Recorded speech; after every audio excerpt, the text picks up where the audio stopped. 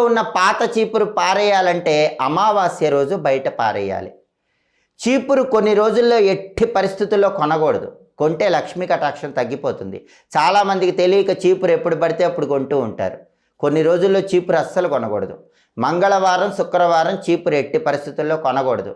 అలాగే మీరు పుట్టిన తిథి ఉన్న రోజు కూడా చీపురు కొనకూడదు. మీ బర్త్డే ఉందనుకోండి, పుట్టిన తిథి, ఆ రోజు చీపురు కొనకూడదు. అలాగే ఇంట్లో పితృకార్యం జరుగుతుంది అనుకోండి, ఆ రోజు కూడా చీపురు కొనకూడదు.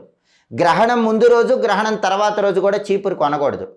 తిథుల పరంగా తదియ తిథి, ఏకాదశి తిథి ఉన్న రోజు చీపురు కొనకూడదు. ఈ 2 తిథుల్లో చీపురు కొంటే లక్ష్మీ కటాక్షం తగ్గిపోతుంది. అలాగే కొన్ని నక్షత్రాలు ఉన్నప్పుడు కూడా చీపురు కొనకూడదు. రోహిణీ నక్షత్రం, హస్తా నక్షత్రం, శ్రవణ నక్షత్రం, పుష్యమి నక్షత్రం, అనురాధ నక్షత్రం, ఉత్తరాభాద్ర నక్షత్రం, ఈ నక్షత్రాలు ఉన్న రోజు కూడా చీపురు కొనకూడదు. చీపురు ఎప్పుడు కొనకూడదో తెలుసుకొని, ఎప్పుడు కొనాలో తెలుసుకొని అప్పుడే కొనాలి.